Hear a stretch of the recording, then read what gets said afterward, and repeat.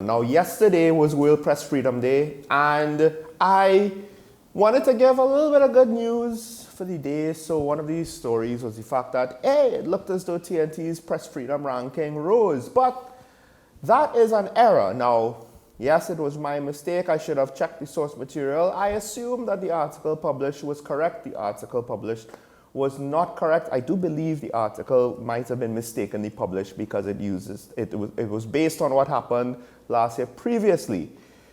For the last couple of years up until last year, we actually have been improving our press freedom ranking, except until this year, where we dropped from 25th to 30th. And I believe it's not just because the rankings changed because other nations around us changed. I do believe that our score also changed. And generally speaking, this is something that has been highlighted or acknowledged by some of the media at World Press Freedom Day, by the organization that did the poll itself, or the list or rankings, Reporters Without Borders.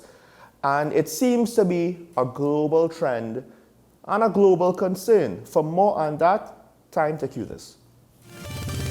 Reporters today published its new annual press freedom standings. It paints a rather bleak picture of press freedom worldwide, saying that the environment for journalism is bad in 7 out of 10 countries and satisfactory in only 3 out of 10. Well, we're going to talk about it in today's Global Grid for you, and Oliver Farry from the International Affairs Desk is joining me here to talk about it. Oliver, first of all, just tell us what the main findings then are of this report. Well, Reporters Without Borders took the unprecedented step of foregrounding the threat of the fake content industry and artificial intelligence to journalism, particularly to public trust in journalists. It also criticised the new Twitter owner, Elon Musk, and his, quote, arbitrary payment-based approach to journalism as the new owner of the social media platform. The situation overall, as you said, is bleak, but also depressingly familiar, with many of the countries anchored in the same position they have been for many years. The top-ranking countries in the index are all European, 4 of them Nordic, and Norway is top for the 7th year in a row, followed by Ireland, Denmark, Sweden, Finland and the Netherlands. There's also a surprise in the top 10, with the small Southeast Asian nation of Timor-Leste rising to number 10. This is one of the rare bright spots for press freedom in Asia, a continent where most countries are in the bottom 100. These include the 6 worst countries in descending order. They are Syria, Turkmenistan, Iran, Vietnam, China and North Korea. Some of these are also among the greatest incarcerators of journalists. China currently has 106 journalists locked up, Iran 55 and Vietnam 43. Other countries that have imprisoned quite a lot of journalists at the moment include Myanmar, Turkey and Belarus. Already this year, 6 journalists and 1 media worker worldwide have been killed doing their job. Among those, as we've seen earlier today, is the Cameroonian radio journalist Martina Zogo, who was abducted and murdered in January. I mean, there are a lot of high-profile cases, aren't there? I'm thinking notably of the American journalist Evan Gershkovich facing espionage charges in Russia. A lot of other cases are much less well-known, though. What are the criteria set by Reporters Without Borders? Well, censorship and the safety of journalists are the most salient and more obvious metrics that Reporters Without Borders uses, but there are more mundane criteria too.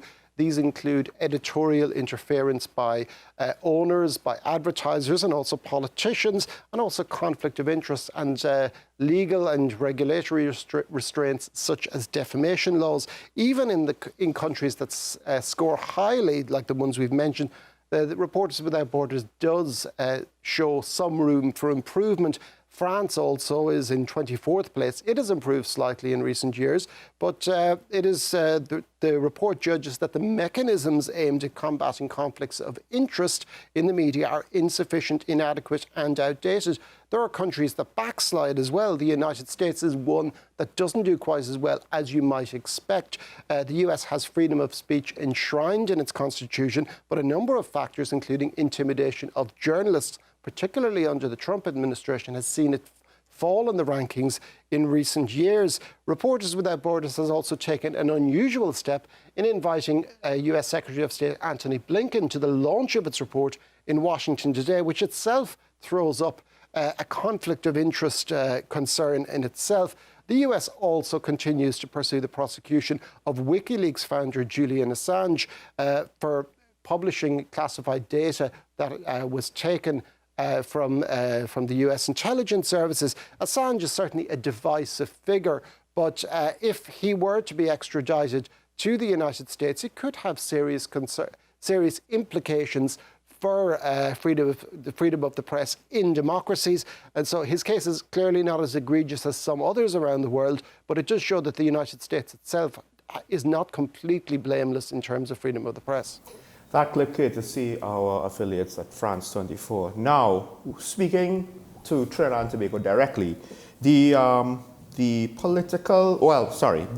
country profile basically of this index does highlight two incidents. One with regards to in the political context, Keaton, where certain members of the press were denied access to Prime Minister's press conference, so they highlighted that. But they also did highlight the situation where the search warrants used against members of the Express, that was struck down in court. So there's some good and some bad. Overall, they say for TNT, it maintains its good record in terms of freedom of press, even though there's still room for improvement. One thing that they do not have is with regards to the effect that private business interest has on the media. They don't seem to be somewhat aware about that. But all in all, do you think that our media operates independently enough to be the fourth estate? And does the public trust us with regards to what we say?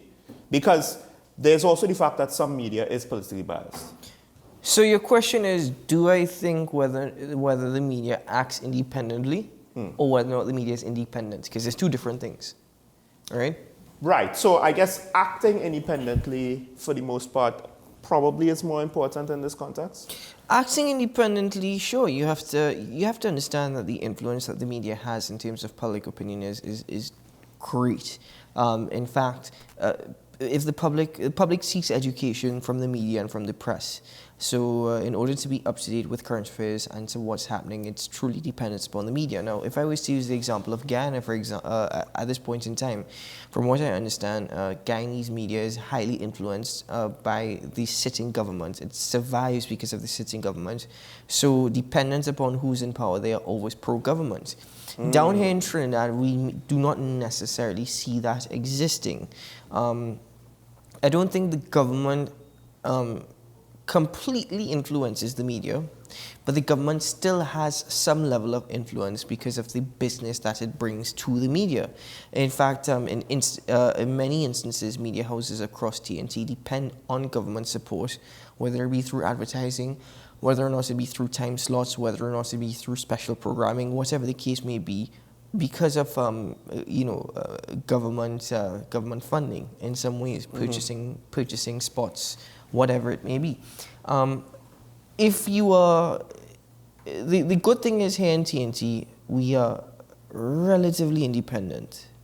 I say that because sometimes from a personal standpoint, the quality of the reporting tends to make me wonder whether or not journalists are afraid to delve deeper and to actually bring more facts out, or whether or not journalists are just concerned about reporting what has happened.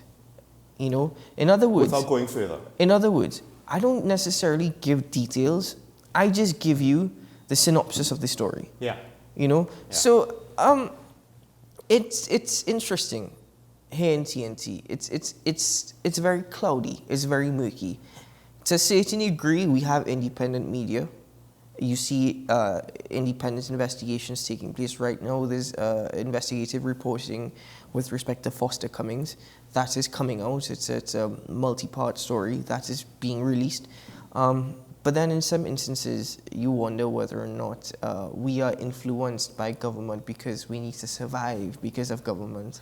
And that doesn't just go for state media, by the way. There's also the flip side. I'm not going to say that it applies to this recent story, but some of the other stories we've seen in the past that were critical of either the government or the opposition, one could argue that the media, I think there was one case where there was one issue where the media seemed quite one-sided against one side, and then by the next week there was a different issue, and same media seemed quite one-sided against the other side. And I do wonder if that also comes into play there. It's not just about if you could be critical of the sitting government, but can you also be able to objectively know when to give praise because it's objectively correct to do so, things were done right, or when to, not to be balanced and not just be one-sided. Because you could be one-sided against the government. If you were to do a survey here in TNT,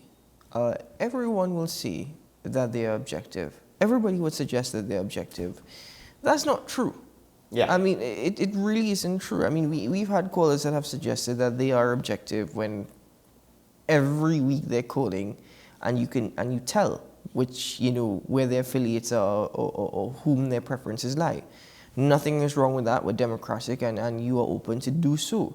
But the thing is that when you're trying to tell yourself that you are objective and you don't even realize how biased you could be, then who are the fools?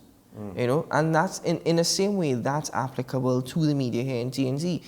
What I've also witnessed is that you have, because of the influence of social media as well, freedom of expression exists because social media allows for it now to a certain extent. But it also has allowed for greater bias to be involved. So social media has obviously its benefits, but it also has its cons. You have some individuals who are suddenly taking up the role of journalists, and I keep pointing out this particular page is called News Source. They've taken up the roles of journalists, being financed by the government, but clearly it's totally biased. So I think it really, at the end of the day, objectivity here in TNT, the media houses I think need to be a bit more objective. They are scared because of financing. For example, I've heard rumors that certain media houses or certain journalists or reporters from media houses are no longer allowed at government press conferences. I've heard that. We've heard other people have been muzzled at times to stop criticizing the government. And that was instructions. And then there are some journalists who are encouraged to come to press conferences because of their affiliations or their stance. So they always ask pro-government questions. Or rather soft questions. Exactly. So, I think we have a fairly good balance and a fairly good mix, but I also believe that there is great room for improvement, whether it be through independent reporting and objectivity.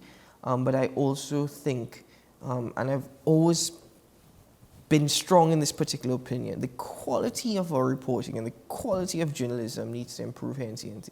Just overall? Overall, yeah. Overall. There might be some individuals who, for a story here or there, are shining bright examples of excellence.